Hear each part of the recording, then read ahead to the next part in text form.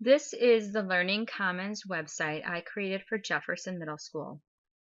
My school has a library site, but it's only updated to show class visits and information about Battle of the Books. So while developing this site, I wanted to include more information about what the library offers and what we do. I included the hours for the library up here. The library is very popular for students before school. Library staff. I am not the library media specialist, but we do have a district one, as well as a library assistant that runs the day-to-day operations of the library, including library skills classes. I created an animated video about what we offer. My library is mostly about books. At this time, we do not offer any STEAM activities, so I really wanted to highlight the books with this video. I also included a link to the school's Facebook page. On the actual school website, it's pretty buried, so I thought if it were here, people would be able to find it. And then down below, I included a place where students or staff can suggest new books. Going back up to the top. This is the library classes schedule. And this is a lot what it looks like on the current website. Teachers seem to like it because it has their name, the date, lists what hour they're coming in, as well as what they're learning about. And as you can see, a lot of it has to do with using the online catalog, Battle of the Books, and introducing books to different classes. So that's that. Now up at the top we have the Finding Library Books. We do have a link on the current library website, although it's a little tough to find. It's kind of buried, as well as the school library website. But I think the way I did it, it's much easier to find. Students just have to click here. And then all the schools in the Jefferson School District are using Follett Destiny. And so as you can see, it brings up all the schools. That's the only way I could get the link to work. But then students just select their school. And here is how they can find books. We also have, the Destiny Quest, Destiny Discover.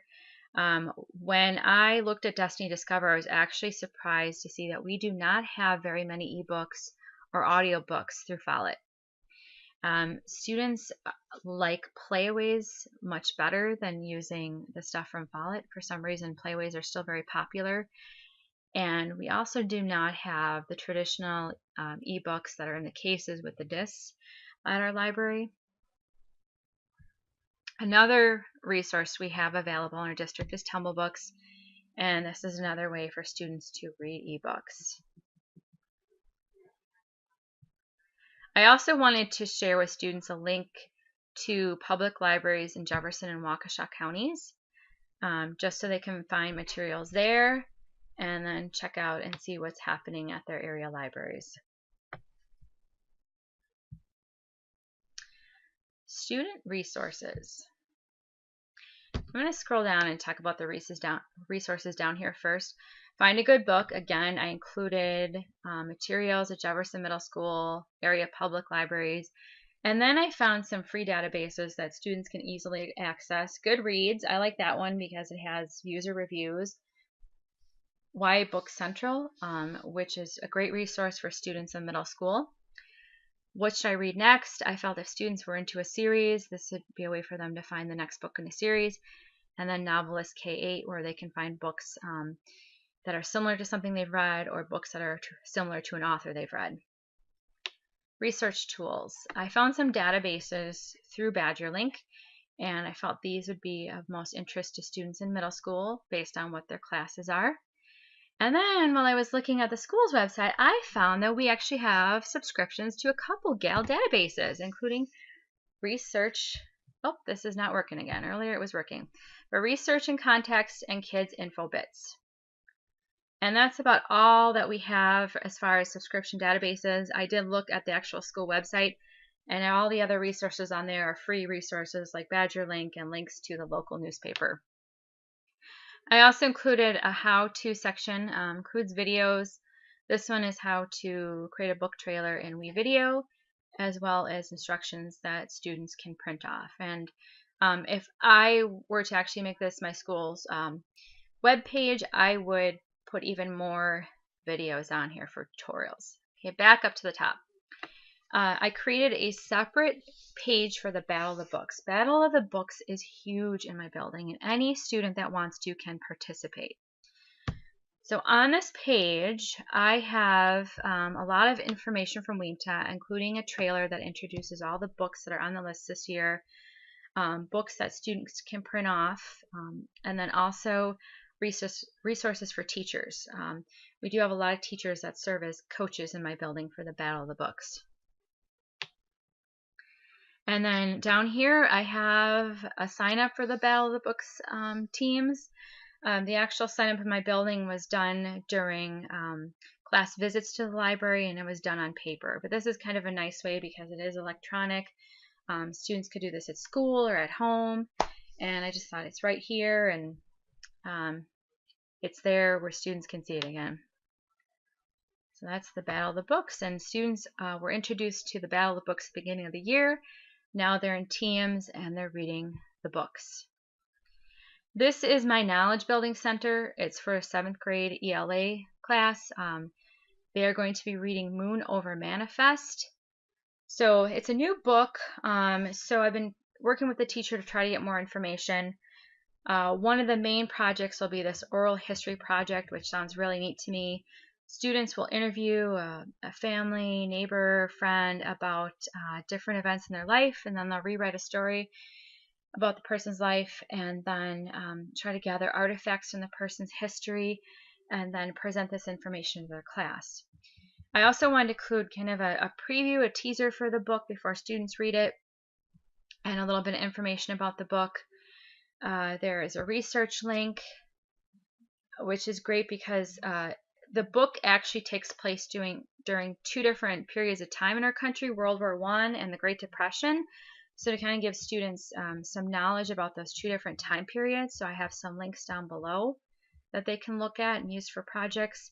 The questions link throughout this project, if students have a question, they can fill out this form. There's a link to it here. It's a Google Doc, and then it gets submitted right now to me, but it will eventually get submitted to their teacher. And then we're going to have a place for student work. Again, it's a work in progress. I'm trying to figure out the best way to do this. I'm not sure if this teacher has a Google Classroom, and I need to figure that out and try to connect all this stuff. And then I have a lesson calendar here. This is kind of a list of everything that's going to be happening when this unit is introduced in January.